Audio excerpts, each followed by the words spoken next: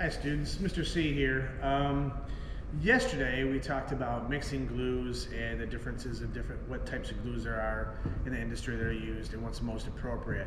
And as you know, that urea glue is the most appropriate glue for what we're working with right here.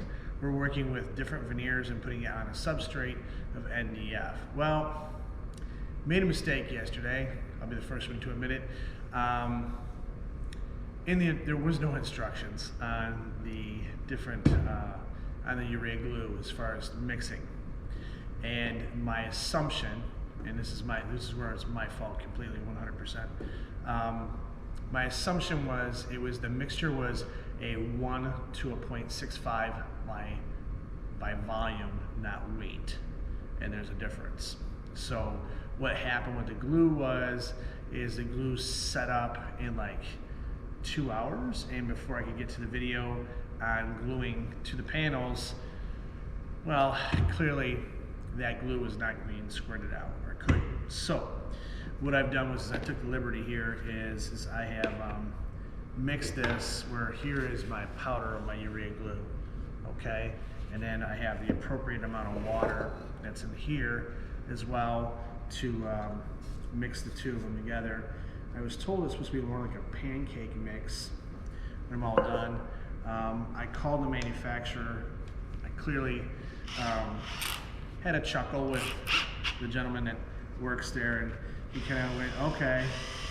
So then we had a little brief discussion on what's the best way to go about this. Now, whenever we're using urea glue, what we should do is just mix up whatever we need for that task that day at that time. That way we won't end up wasting any of the material. I was under the impression that it's like the pre-mixed liquid-based urea, which is good for 90 days. That's not the case. So we're going to adjust this a little bit. So right now I'm just mixing this up, and he said it should be, the gentleman at the manufacturer said it should be like a pancake type mix, and that's what I have here. It looks pretty close to that consistency right now. What I want to make sure though is I don't have any clumps or anything like that. It's pretty uniform throughout. So then I told him I was going to be using a mixing agitator, and he said that's perfect. So we get that nice chemical action bond going on. Okay. So this is this.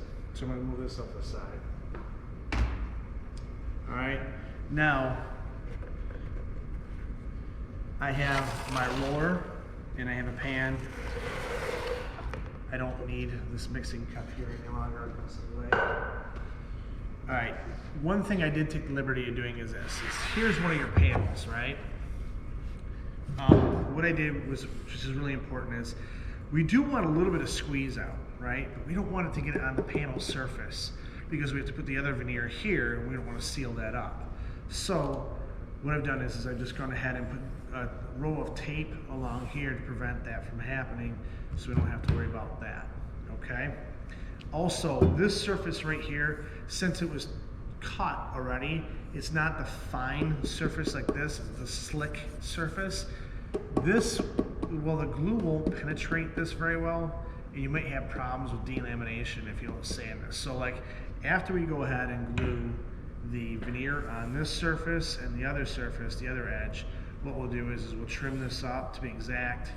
It's gonna be very close. And then I'll sand this side and this side to rough up the faces just a little bit to prep it for the glue, okay?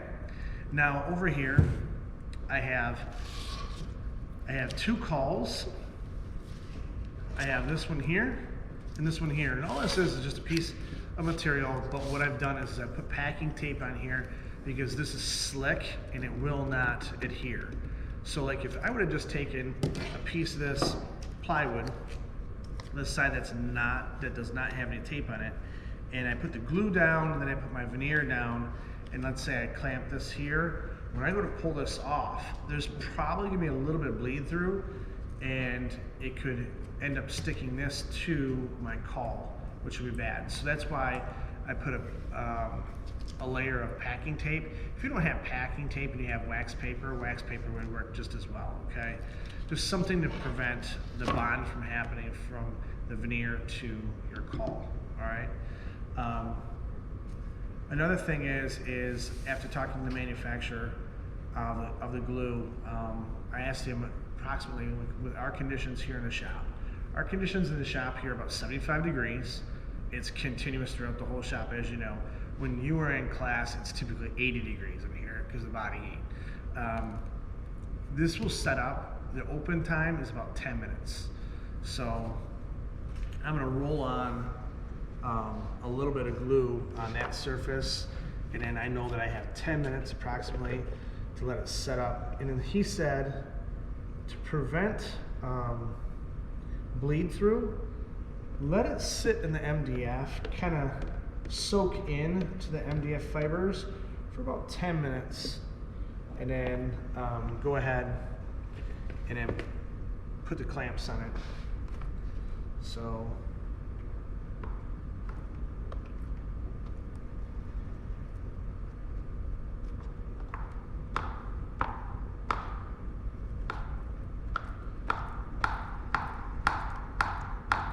I've taped already the 3 panels that we're going to be doing today.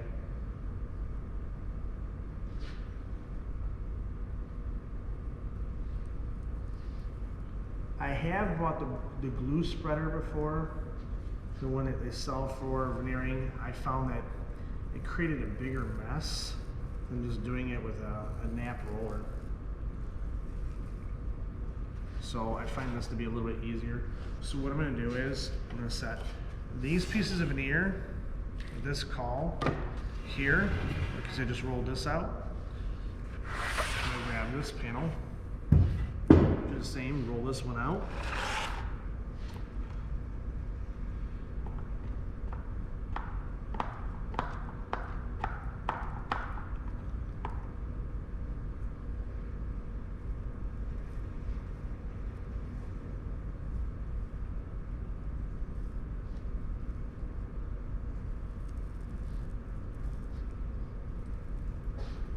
It will soak in, that's for sure. MDF is very, very porous. I'm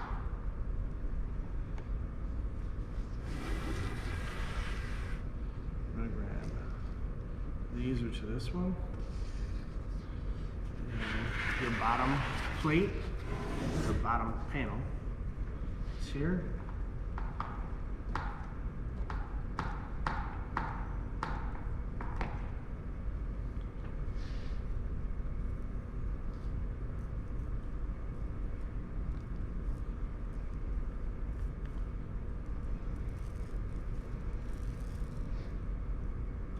I'm going to have to play with the time. Yes, I'm going to try to avoid bleed through, but I have to do both sides.